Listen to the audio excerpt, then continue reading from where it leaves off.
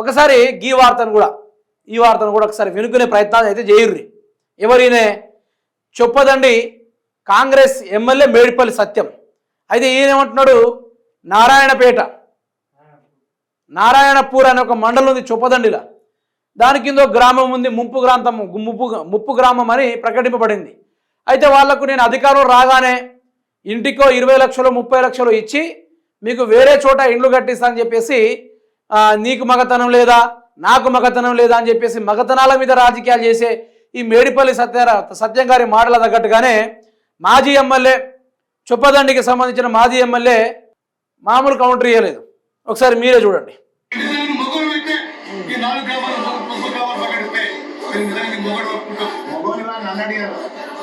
రాజీనామా చేయమని అన్నవారు మరి నీ ముఖతనం అయిపోయింది. నువ్వు దమ్ముంటే నారాయణపూర్ పెద్ద ప్రేమ ఉంటే నువ్వు రాజీనామా చేసి రేవంత్ రెడ్డి కాళ్ళు మొక్కి రాజీనామా చేసి నేను ఉండాలా, అది నేను ఏం చేయాలి, ఎమ్మెల్యేగా నేను వాళ్ళు పాటించిన ఈ నారాయణపూర్ నిమిషాలకు ముప్పు గ్రామం చేయమని అడగమాయా. నిజానికి మేడిపల్లి సత్యం గారిని ఈ మధ్యలో రవిశంకర్ గారు ఎట్లా ఆటాడుకుంటున్నారు అంటే, మేడిపల్లి సత్యంకి అర్థం కావట్లే ఎట్లా పరిపాలించాలో, ఏం చేయాలో అర్థం కావట్లే, మైండ్ మతి స్థిమితం మొత్తం జారిపోయిందిగా, ఏం చేయాలో అర్థం కావట్లే మనిషికి. అన్ని వైపులుగా చదరంగం ఆడేటప్పుడు ఏ విధంగా లాక్ చేస్తారో ఒక రాజుని, ఒక సైన్యాన్ని, ఆ తీరుగా లాక్ చేసుకుంటూ వస్తుండు. పాత వీడియోలో కౌంటర్లుగా ఈరోజు అక్కడ నారాయణపూర్, ఆ యొక్క నారాయణపూర్ మండల్ కింద ముంపు గ్రామస్తులు ఈరోజు అడిగినందుకు ఓ 4-10 మందిని పట్టుకొని పోయి జైల్లో వేసిరట. వాళ్ళ ఆచు కూడా లేదట ఇప్పటిదాకా.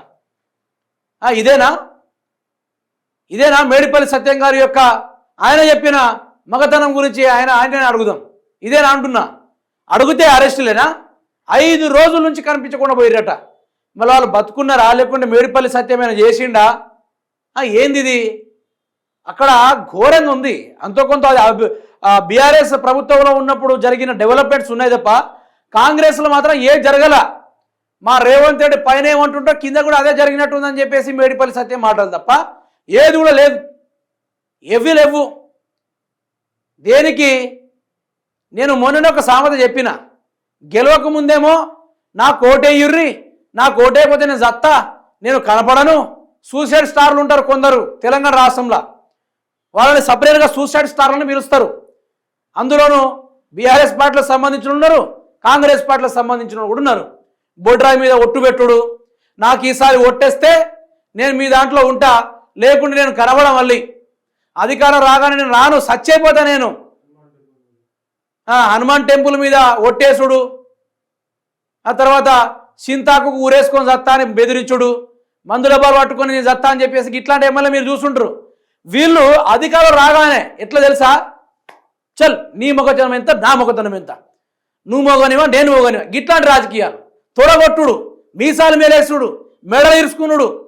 రాజకీయాలంటే రాజకీయాలంటే ప్రజల దగ్గరికి పోవాలి, ఏం సమస్య ఉంది అని చెప్పేసి మాట్లాడాలి. గతంలో మనమే మాట్లాడినాం, దాని తగ్గట్టు మనం ఇప్పుడు ఏం చేయబోతున్నామని ప్రజల్ని మెప్పించి ఒప్పించి పరిపాలన చేసేటోడే నిజమైన మొగోడు అని చెప్పేసి తెలంగాణ ప్రాంతం అడుగుతుంది ఈరోజు. అయితే ఈ మధ్యకాలంలో ఇటువంటి రాజకీయాల్ని నాయకులు మేము సత్తామని చెప్పేసి ఎన్నికల ముందు మాట్లాడిన ఉన్నారు, చాలామంది ఉన్నారు. ఇప్పుడు బీఆర్ఎస్ పార్టీకి సంబంధించిన హుజరాబాదు ఎవరు పేరు అతనిది, పాడి కౌశిక్ రెడ్డి కూడా అతను సేమ్, నా గుండె అలిసిపోయింది నేను బతకను అని చెప్పేసి ఆయన అట్లా. తర్వాత ఇక్కడ వర్ధనపల్లి నియోజకవర్గం సంబంధించిన కేఆర్ నాగరాజు కూడా అట్లనే బోర్డర్ మీద కొట్టేసి నాకు ఓట్లు వేయండి, నాకు ఓట్లు వేస్తే మీకు అన్నీ చేస్తా, లేకుంటే నేను కనబడను అని చెప్పేసి ఆయన. తర్వాత ఇంకొందరిని చూశాను నేను, ఆయన పేరెందుకు కానీ సింతాకు ఊరేసుకొని సత్తా, మీరు ఇప్పుడు ఓటేస్తేనే మీ మధ్యలో ఉంటా, లేకుంటే కనువరుగైతా అని చెప్పేసి ఏర్సీ రాజకీయాల్లో గెలిచేటోళ్ళు ఇప్పుడు ఏం చేస్తున్నారో తెలుసు, అధికారులకు రాగానే నువ్వు రా, మనం బస్తీ వేసవాళ్ళు తొడగొడుతున్నా, మెడలిరుచుకుంటున్నా, కొట్టుకుందాం రా అని. మీరు ఏంది ఇది? ఇలాంటి వాళ్ళు చదువుకున్నారు? అసలు చదువుకునే మాట్లాడే ముచ్చట్లు అవి. మగతనము, నువ్వు రా నేను కొడతా, నువ్వు చూడు, ఇట్లాంటి వాళ్ళ తెలంగాణ సమాజం కోరుకునేది ఇట్లాంటి వాళ్ళనా? వీళ్ళ మనల్ని పరిపాలించేది? అడిగే సామాన్య ప్రజలని 10 రోజుల నుంచి కనబడకుండా 5 రోజుల నుంచి కనబడకుండా 10 మందిని ఎక్కడో దాచిపెట్టిన చరిత్ర వీళ్ళది. సో చొప్పదండిలో మాత్రం ఒక రివర్స్ రాజకీయాలు జరుగుతూ ఉంది. ఈరోజు అధికారం కోల్పోయిన రవిశంకర్ గారు ఈయన ఏమేం మాట్లాడిండు, ఈరోజు ఎక్కడ ప్రజల్ని కిడ్నాప్ చేస్తున్నాడో ఆడికి పోయి దంచుతా ఉన్నాడు. ఆయన వరుసపడి దంచుతా ఉన్నాడు, వదులుతలేడు.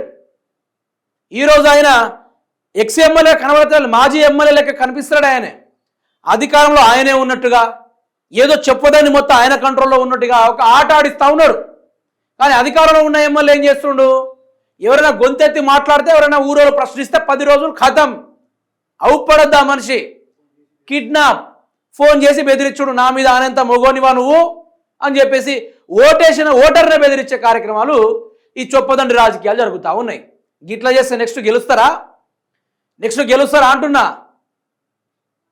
అందుకు నేను ఏమంటున్నా, వీళ్ళు ఇంకొకసారి తెలంగాణ ప్రాంతాన్ని ప్రజలకు కూడా నేను చెప్పేది ఒకటే, ఏడ్చి నాకు ఓట్లేయిర్రి, మీరు ఓట్లేస్తే కనిపిస్తా, లేకుంటే అంధకారంలోకి వెళ్ళిపోతా, చింతాకు ఊరేసుకొని చత్తా, మందు దాగి చత్తా, నా గుండె అలసిపోయింది, బరువు ఎక్కింది అనేటోళ్ళకి మాత్రం ఇంకోసారి రాజకీయంగా పరంగాలకు ఓట్లు అస్సలు వేయకుండా దయచేసి, మర్చిపోయి కూడా ఓట్లు వేయకుర్రి, వాళ్ళ భ్రమల పడి కూడా మీరు ఓట్లు వేయకుర్రి దయచేసి. అట్లాంటి వాళ్ళ వల్ల ఈరోజు చూసిర్రా, ఓటేసిన ప్రజలే తీసుకెళ్ళి కిడ్నాప్ చేసిర్రు. గట్లా ఉంటుంది, జర జాగ్రత్తగా ఉండాలని చెప్పేసి మనమంతా అయితే మనం కోరుతా ఉన్నాం సోదరులారా.